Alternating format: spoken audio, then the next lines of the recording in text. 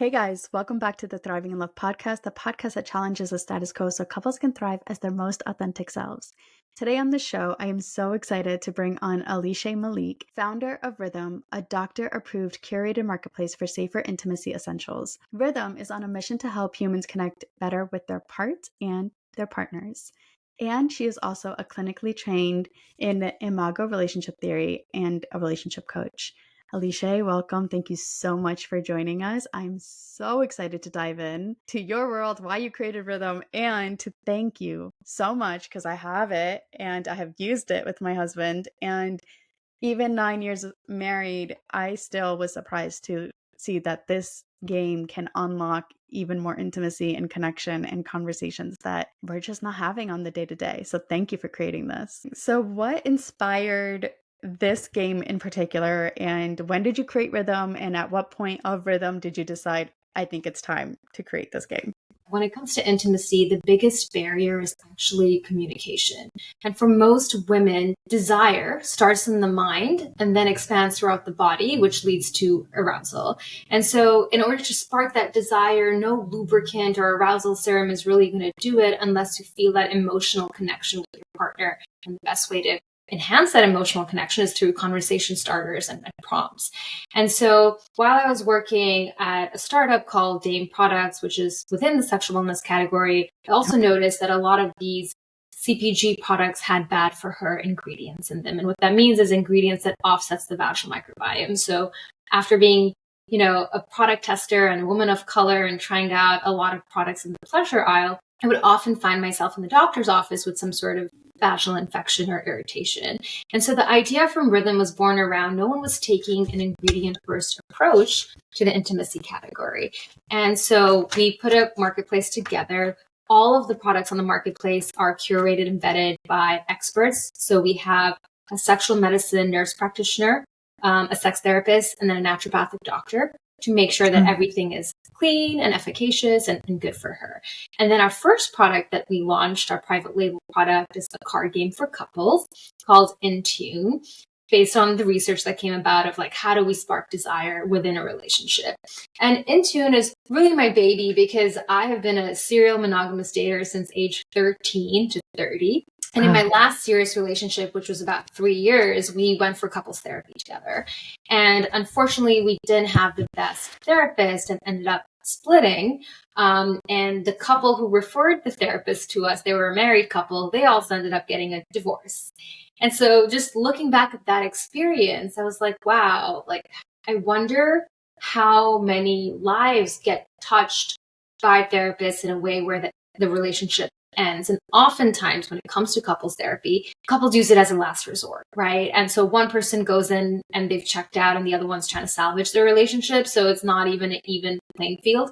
But then again, the therapist for the most part talks about the problems, and it's always very problem focused versus growth and positivity focused. So instead of saying what's going wrong in the relationship and what did he or she or they do to make you upset and angry today, even if you're having a great day, how can we focus on what's going well and what are your shared visions and shared values and shared future and goals that you want to build towards, and realigning the relationship, which is basically its own entity outside of the individuals, to get you there. And I've done so much self-development work on myself over the years. My sister is an attachment therapist, so I'd say self-development runs really deep in my family. And I went to the Hoffman Institute, which is a retreat, and they have a whole program based around negative love syndrome. And that's really what inspired the card game In Tune and the framework around it, where we have 3 levels in Tune. So similar to the Hoffman process, where level 1 is about your childhood and really understanding what makes this person tick. Level 2 is shared values and beliefs. And then level 3 is implementing new behavior without being a nag, because, men hate it when their wives nag them to do something. But if you change the narrative and it's instead of saying, oh, you should do this, you can say, instead of doing this, I would like you to do this next time. And you kind of fill in those blanks. Yeah, I love it. It was so easy to follow, and you're so right. My husband is the type of guy who's anti any of this stuff. He's like, I don't think we need it. We're fine. And I'm like, oh, it could be fun to go a little deeper, right?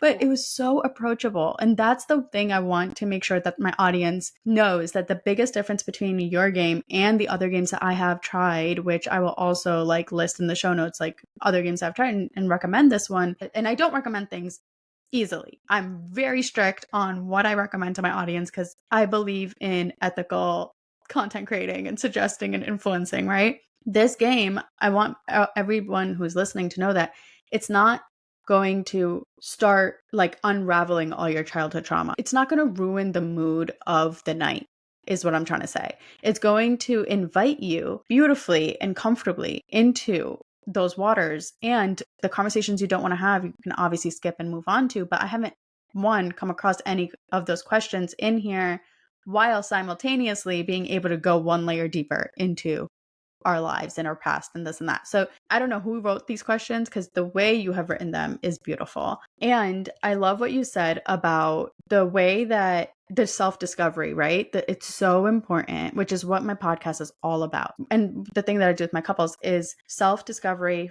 first and foremost, because when you're in a relationship, it's going to bring up all of these past experiences that you've had, not only with past relationships, but more importantly, the models that you've had as relationships growing up. And, having the right therapist who understands how to connect those dots between what is the conversation at surface level right here, right now, and how can we connect that to something that may have happened in the past, so that the emotional charge that is present here can come to a place that is neutral, so we can actually move forward in these conversations. So would you recommend therapy for all couples, or is there like a level where they should start with therapy? And what, in your opinion, is the difference between like a therapist and a relationship coach, since you decided to take that route instead of being licensed? Yeah, totally. So a little bit on how the questions were written and developed. I actually sent out a survey and crowdsourced all the questions once the framework was developed for the game. So had about a dozen relationship coaches, sex and marriage therapists fill out the questions, and then chose the best ones and filtered through it. So it very much feels like the therapist has like written these questions. When it comes to therapy and coaching, the mental health landscape is changing so much now that if you think about therapy, normally you have to have your undergrad in psychology, then you do your master's for 2 years, then you get trained under a supervisor for another 2 years to get your license, and then you go out there and get a job and usually pick a niche or a modality to really focus in on. And so what I've done is kind of skipped all of that past work, because I've read so many books and done so much work on myself, and instead just picked a modality, which was IMAGO relationship theory. And they've actually opened it up where they interview both coaches and therapists into the program, and they see if you're up to par with, the basics around self-development, and then you kind of dive deeper into a specific modality. So I'm actually the only coach in a room full of therapists. But I heard about IMAGO through another relationship coach who does couples therapy or couples counseling. And then when it comes to couples counseling, couples therapy, like when should you go? I would say as soon as possible. So if you're in a new relationship and it's been about 6 months, I would say you can go as early as that. Like, don't wait for it to get to a crisis mode. Go when it's non-crisis, because then what couples counseling really teaches you, specifically within the IMAGO process, is the IMAGO dialogue, which is how to speak to one another. And no one really teaches us. So building empathy, building your listening skills, like what is listening? We have active listening and we have passive listening. So active listening is like, okay, you're saying the words, but what is the emotion behind the words and the feelings behind the words? You might be mad, and then I ask you, like, are you upset with me? And you're like, no, I'm not upset with you. But look at that tone. You're totally upset with me, right? Totally. You're digging deeper and really extrapolating what is being said, like the tip of the iceberg, versus what is underneath that iceberg and the real emotions. And then putting each partner in each other's shoes to mirror back what they're hearing. So again, developing that listening skills and building empathy. And then what IMAGO also does is relates it back to your childhood.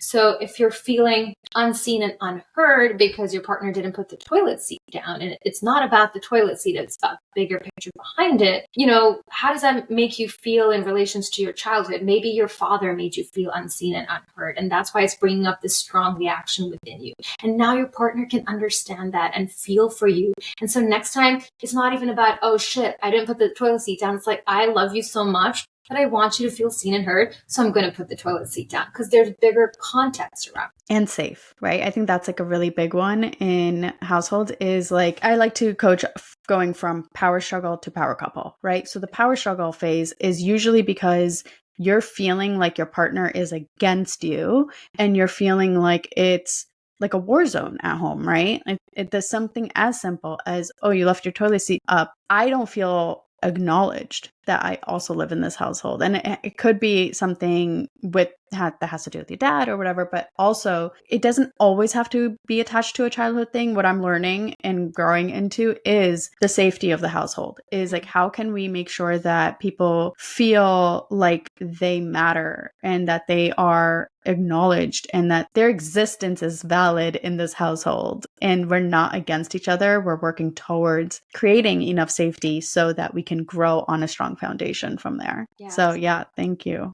for sharing that. Talks, we talk about like a quick 10-minute check-in that you can do on the daily to build intimacy. Like it doesn't have to take hours and hours because time is so scarce these days. And really what that looks like is carving out time that's undistracted, so undivided attention, sitting down on the sofa or the bed or somewhere where you can have physical touch and like either hold hands or one hand on the knee or sit in each other's laps. So there's physical touch, and then sharing something that you appreciate about your partner, which is words of affirmation. So thank you for making me breakfast, or you look so beautiful today. And then sharing something vulnerable that happened that day. So just a piece of your life, like why you were stressed, what happened on your transport over to the office. And what that does, it sounds so simple, but it creates a sense of closeness and importance that doesn't need to take hours to cultivate. And you just do that every day with the kids and work and everything happening, and you will find that you feel closer to your partner. It sounds like what you're suggesting is building up a relationship bank. Small moments throughout each day that add to this relationship bank where shit hits the fan. You have this bank that you've been investing in small, like 10 minutes a day, so that when it does hit the fan, you can pour out of that relationship bank and be like, you know what? We need to remember these moments of connection that we have. I know for me, when I'm arguing and fighting with my husband in the moment, it's so easy for me to forget all of the good and just focus on the bad. So I feel like if we have these 10 minutes a day to have the intimacy, it is building that up so that it's easier to remember how connected we are, how in love we are, instead of just like relying on the random date night that we had that was really, really good, or the vacation that we went on that was really, really good, you know? Absolutely. It's really cool. I find like the longer that you're together, most of the conversations end up being logistical based conversations, right? So we have like planning and the kids and life. So there's 3 types of conversation buckets. You have logistical conversations, then you have emotional conversations. How do you feel about certain topics? And then philosophical conversations. So like creating new concepts or ideas that don't exist yet. Interesting. Can you dive a little deeper into those 3? Like, what would that look like? Yeah. So, I mean, for example, I found with my mom, all of our conversations were logistical and are logistical based conversations. And it's not scratching my itch. I want to go deeper with her. And I've even told her this. I'm like, it's always about planning and checking in. And it's not like, oh, you just got back from this vacation or this trip. Like, how did you feel about it? Like, what were the highlights? And like, tell me more about like feelings and what came up with you. Or like, AI is taking off these days, and like one day could there be a chatbot that replaces your therapist, and like kind of let's dive down that rabbit hole and think through what that could look like hypothetically, right? That's another type of like philosophical question. And I just find oftentimes that most couples, especially, when they have other people involved in the relationship, like pets, children, the conversations are just like logistical. When are you coming home? What do you want for dinner? Who's doing what tomorrow? Okay, great. See you. That's kind of it. How is your day? Good. That's it, I've also noticed though, something that like I always used to crave those super deep conversations. Like I am such a deep feeler and I wanted to know about my husband's like feelings and things all the time. But what I realized is that he simply just like doesn't think deeper sometimes, right? Because he works so hard during the day. So when he's home, he's decompressing. So what I realized, it's also really important to have communities for deeper connections, have friendships for deeper connections, have outlets that it's not fair for us deep feelers and deep thinkers to demand or expect these deep philosophical conversations with everyone in our life, right? Like some people simply just like don't care and don't want to go there. But yeah, so I love that you said that you have that with your mom, because that's a beautiful example of it doesn't only need to be that we're constantly going into the depths of waters with our spouses. You can have different outlets for these conversations to satiate that desire within us of wanting to have these deeper conversations. So that's so cool and beautiful. And I agree. Like, I mean, especially when it comes to parents, right? Like we have such limited time with them. And it's like, I want to know everything about you before it's too late. Like I'm also in that same situation, like rewiring that relationship and asking my parents to go a little deeper. So thank you for sharing that. Yeah, totally. It's funny. I gave a talk last month around the similarities of running a startup and running your intimate relationship, and how we have so many frameworks and decision-making matrices and like books and playbooks written on how to launch a startup from 0 to 1. But when it comes to a relationship and a successful relationship for that matter, like there's no playbook or framework. Isn't that crazy? It is absolutely bonkers to me, because I truly believe who you choose to spend the rest of your life with is the greatest decision of your life. Is going to determine your success in a business. And having that peace and stability at home is the foundation to becoming a launching pad for your greatest success and desires. And like, you could try to fight and try to be as successful as you want. And if you don't have peace and harmony in your closest relationships, you're just not going to be a happy, fulfilled human being. So it's so wild to me. And again, like, you know, it's great to be able to bring on brilliant people like yourself that are starting those conversations and creating these places for these conversations to be had. And you're a very successful person and you understand the importance of building intimate relationships at home. So like it needs to be not just this or that. And I think that was my issue for a long time, not going to lie. Like I was like, oh, if I'm really successful, it's going to impact my marriage. Or if I focus too much on my marriage, I'm not going to have enough time and energy to focus on my on my career, and be a little bitter about it, you know? And then I had to go through that consciousness expansion and the growth mindset and integrating that growth mindset into my life of you can do it all. You just have to know how to like balance it and have these moments and these tools of connection and these beautiful things that you're creating to just set yourself up for success and not sit there in victim consciousness saying, oh, I can't have this, I can't have that. How can we do it and take our power back to make sure that we are creating these lives that we love for ourselves? Absolutely. Going off of that energy piece that you just mentioned, and kind of balancing career and intimate lives, and thinking really through, which I think most of us forget, is like what fills your cup and gives you energy. And like going on vacation is not necessarily the answer. And you're like, oh my God, I need a vacation. And then you go on a vacation and maybe you take the kids with you and you need a vacation from the vacation because it was not energizing. And so it's getting really honest with yourself that what are the small activities on a weekly basis or even a daily basis that nourishes you, that you can do, whether that's yoga or meditation, or just like dancing, like journaling, what have you. And I like to call them mental vacations. So personally, I love smoking cannabis. And Same. Great for processing my thoughts. It's incredible. It's it's the been one really good element for me outside of dancing that really takes my shoulders and takes me like out of my head and puts me into my body and just like really helps me relax and de-stress. And so I don't necessarily need a vacation for that. I just need an outlet, which in this case is like CBD mixed with a little bit of THC, and like meditate or listen to good music to really calm down my nervous system. Yes. And then you're rejuvenized versus Yes. being on a plane. I like have a lot of health issues. My body gets inflamed, doing the vacation, coming back, needing 2 days to recover from the vacation. Yeah, I'm always constipated on vacation for some reason, and it just doesn't feel good in my body for sure. And like I have a non-negotiable now. Like before, I wouldn't even like feel comfortable taking a bath for an hour or two. Like I'm telling you, we were like codependent. We were like spending all of our time together. And then living apart has really, now that we live together again, bringing in those practices of, in order for me to be a better wife to my man, I need that time to decompress on the regular, not just to connect on a vacation with him, but to connect deeper with myself. So I love also that your tagline, connect deeper with your parts and your partner. Can you dive a little bit into what sparked that tagline and the importance of all of that? Yeah, it's a very high level. What Rythm sells is connection, right? Most other sexual wellness or even intimacy companies sell pleasure. Some of them sell, like some more traditional companies sell orgasms. They just want to get you to the finish line, and not everyone necessarily can even have an orgasm. And for us, it's really the connection aspect of like Maslow's hierarchy of needs. And so what does connection look like? It could look like self-care. It could look like masturbation or sex. It could look like deep conversations that you have.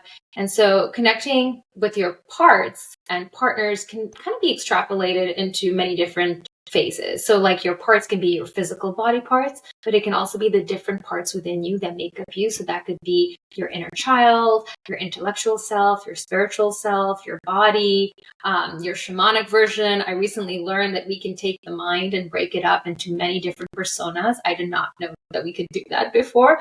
So you can have like your grandmother version of you and like kind of do a dialogue where when you're seeking advice or going through a problem in life, you like check in with that version and they give you the wisdom that you need to hear. I'm a big believer in connecting with all parts of you too, like the higher self, the past self, the current self. And I mean, yeah, it's endless. I mean, the quantum field is so massive. There's versions of you that took paths that you didn't, and you can tap into that version of you and check in and just like come back to that gratitude of where you are right here, right now. And it's a beautiful practice that, again, we could do on cannabis, which is so great. When it comes to dating, something that I tell a lot of people is like, yes, there's a lot of options out there, but focus more on how does this person make you feel? How do you want to feel in the relationship and what emotions are coming up? So just really identify, okay, I want to feel inspired, creative, and adventurous. Great. Cool. When you go out there, whoever sparks that within you, because we have all these emotions within us, like every single emotion. And like you said, one person can fulfill all of our needs.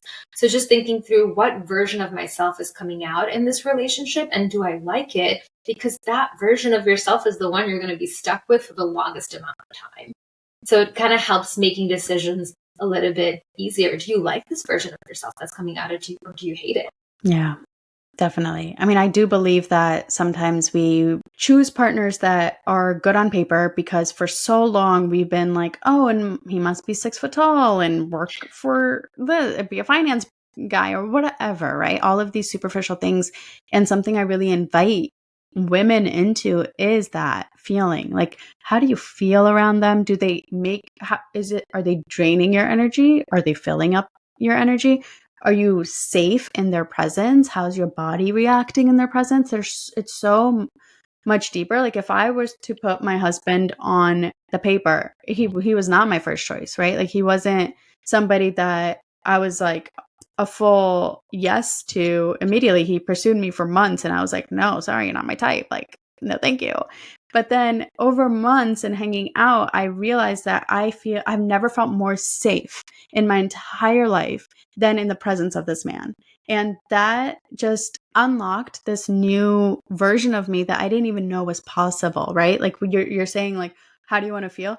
I didn't know I wanted to feel safe. I didn't even know that was something that was important, right? I mean, I'm sure it's becoming more common now, which is great that like, this is important. But yeah, and there are versions of us that we become because of our conditioning. And for me, when we first got married, it was very much like, oh, let me become the perfect little housewife and cook and clean and this and that. And like my husband was just like, no, what are you doing? Like, I don't freaking care. Like, why are you doing that? Why aren't you like focusing on you more and going out and doing this and that? And it's like finding somebody who allows you to break free from the conditioning that you have too. And like you said, the adventurous side is just so important to be paying attention to so much more than just the physical attributes of your partner. Yeah, thanks for sharing that. That's really cool. So what is your like relationship status now? Like what are you looking for in a partner? If you don't have one, like where's your journey at now? Yeah, I have taken, because I've been, a serial monogamous dater back to back, literally Right. 7-year relationship, 5-year relationship, 3-year relationship, with probably a 3-month gap between all of those. Right. I took the last year and a half to just focus on myself, because I Good for feel you. like I really lost myself in all those relationships, because they were during core developmental years, which was amazing, really imprinted on who I became.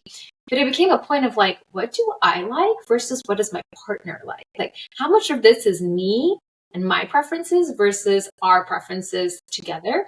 And I've just been on this just journey right now. I was nomadic in 2022 for the first time, traveled solo, went to Mexico City, Costa Rica, London, Canada, and Pakistan, and really got in touch with myself. I believe strongly that if you're trying to find yourself, get on a plane, go somewhere new where you don't know anyone, spend a lot of time alone, and you will create this new version of you. So life isn't about finding yourself, but life is about creating yourself and giving yourself that space and grace to do that. So I'm single at the moment, dating around, but no one too serious.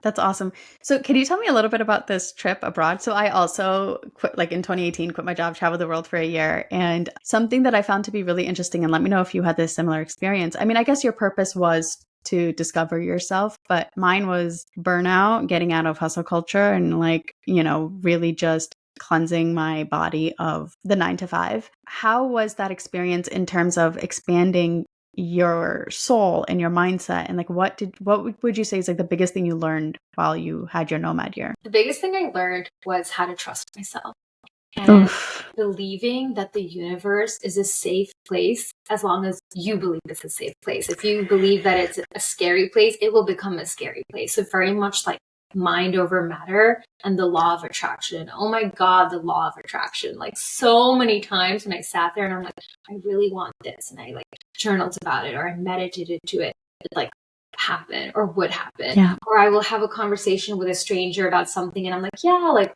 I'm looking to do XYZ. And then my next conversation, I'll meet another stranger and they're like, hey, I do XYZ. And I'm like, oh my God, like all of these conversations are serendipitous, but also linked. And I really believe in Kismet and like having fate and destiny and like this higher purpose out there, because at the end of the day, as humans, we're all made of stardust, right? And so we are the universe literally contemplating itself.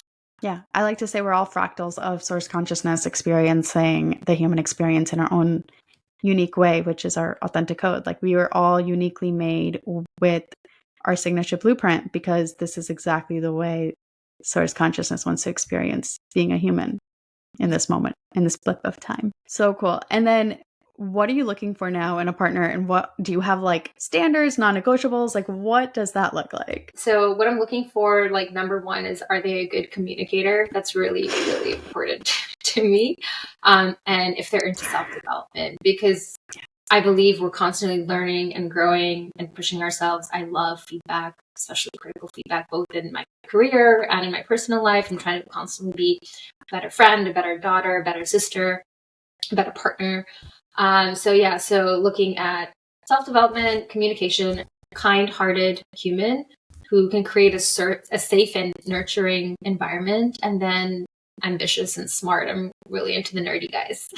Yeah, definitely. For sure. Thank you for sharing that. That's such a cool list. And I say that sexual attraction has to be there. And this is kind of what's been a point of tension for me, where like they check all the boxes, but I tend to be really picky when it comes to sexual attraction. And no, trust me, I too, until I slept with my husband on that first date, and I was like, damn, I've been missing out because I thought you weren't my type. And then it turns out to be the best sex I've ever had. And it was just so surprising of like, whoa, did not expect that from Like you. But again, not to say you should go sleep around and test your sexual chemistry with people. That's great. Yeah. So but like going back to how does your body respond? So if they kiss you, I think you could tell so much information from a single kiss, right? Oh, definitely. Yes. And then take it forward from there. Yeah. You don't need to go all the way.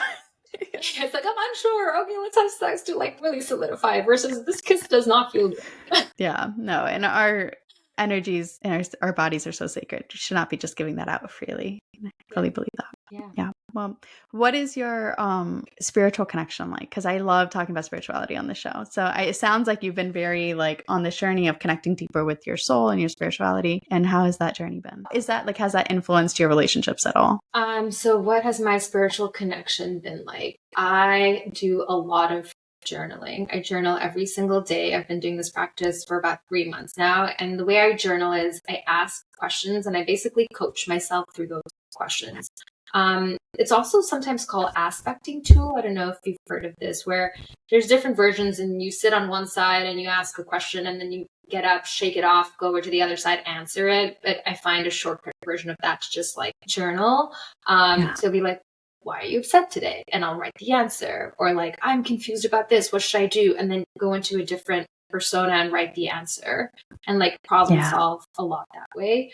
I meditate, I do yoga, Pilates, spend a lot of time in nature, and then coach on the side. I grew up Muslim, quite religious, done Umrah and pilgrimage. Then I dated an atheist in my late 20s, which really challenged my belief system. And now I will say I'm like spiritual, not religious. Yeah. 5% of the US population, apparently. Oh, interesting. Yeah, it's the fastest growing religion, actually, is spiritual, not religious. And yeah, I mean, I say non-denominational spirituality. And also, have you found a difference between like new age spirituality versus like, it sounds like that's not the path that you're on with like tarot, crystals and things like that. Not to say that I don't dabble here and there, but I feel, especially as someone living in LA, I have noticed that the way I practice and believe is very different. And I think it's because of our ancient DNA wisdom that is ingrained in us and our ancient roots that, you know, we are very connected and divinely here for that purpose of being these Iranian, Pakistani women that are here to do things differently than our absolutely colored people. So yeah. I'm really trying to strengthen my mind, spirit, body connection. And so I did Reiki healing for the first time this year in LA, actually. And I had the wildest experience. She took out the sound bowl, the drums, chanted these prayers, took out a dagger on my stomach and was like carving out all of my X's. And like I could feel the energy like going up in her hands from my stomach. Wow. And while I'm sitting there in this like meditative state, a very clear vision came to me. And I was like, okay, make note of this. Need to tell her afterwards. And the vision was people, like silhouettes of people in a circle holding hands made out of like white stardust. And I was like, what does this mean? To me, it means community. And where am I in this community? Am I on the inside? Am I someone holding hands? And I couldn't place my positioning within this image. And I was like, maybe it's not even important where I am in this. But after the Reiki session, the healer pulled out 2 tarot cards. And the first tarot cards had the earth with people holding hands around it. There were like 2 or 3 Dolly prompt engineers like away from what I saw. And it was the weirdest feeling because I wasn't spooked or freaked out that my vision was on this card. It was like, of course it is. Like, why would it not be? Because when you start to have that relationship with the universe, you're just like, of course, like you're just in the frequency of magic and miracles and awe and wonder. Yes. It was like the wildest experience that happened. I've been feeling that more and more recently and don't want to digress into that. But like recently I've been feeling this weird energy and connection of like being a mother and having a daughter. And I'm like, what does this mean? Is this like my future daughter? Or is there like a daughter in my near reality? And is it my daughter? Is it somebody else's daughter? But it like came to me a couple of weeks ago and I was like crying and it was like this calling out energy. It was so, I don't even know how to describe it. And it was like, I was completely sober and of course, watching Netflix. I just actually went for a massage workshop this past weekend in Esalen, the Esalen Institute. I don't know if folks or you've heard about it. So Esalen was founded in 1962. It is the hub for healing arts. I believe like Maslow's hierarchy of needs was like developed on the ground. 5 Rhythms was inspired in there. So it's really called a lot of philosophers and thinkers onto the property and to develop new modalities. Oh my God, that's my dream to create one day. That's amazing. But I learned the power of energy through this massage workshop. And in addition to teaching us the Esalen coined massage, it was like, what is the intention that you're showing up with to the table? How do you enter the massage? How do you exit the massage? So you enter when the person inhales so that their back meets your hand versus just like going in and touching them. And you exit when they exhale. And it's like this closure that you create around touch and like how energy moves through your body. Because we have our nervous system that's a form of energy. We have our cardiovascular system that's a form of energy. We have our mental health. And then we have like our auras. And there's just like so many ways that energy moves through us that we don't know. I mean, we are energy. So of course, our emotions are energy in motion. Like it's all energy. And that's why I do a lot of focus on energy healing work as well. And it's, I do emotional alchemy, which is like, how can we transmute this stuck, heavy, painful emotion into the wisdom? Like, what is this here to teach us? What is this here to guide us through? What story and what narratives are they here to bring forth to us so that we can not only learn more about ourselves, but learn more about the stories of our ancestors, because their DNA is in our bodies for 7 generations up and down. And, you know, it's all just, sometimes you have these past life ties to the stories and they're not yours, but they're still stopping you from connecting deeper with your partner because they're still in your body. So yeah, I'm just so fascinated by all of this. I love it so much. And I love that you have also dabbled into all of it and you're just creating a beautiful platform all around it too. So thank you for that. So cool. Okay. So how can my audience work with you? How can they find you? And what is the best way to connect with you? Yeah, so the best way to find me for, you know, either individual coaching or couples counseling is alyshamalik.com. They can go direct on there. And then if you want to purchase the card game, it's called In Tune and it's on rhythmwellness.com, and Rythm is spelled RYTHM. Amazing. Yeah, I'll throw all the links down below in the show notes. And again, thank you so much for being here with us today and sharing your beautiful energy on my show. Thank you so much for having me.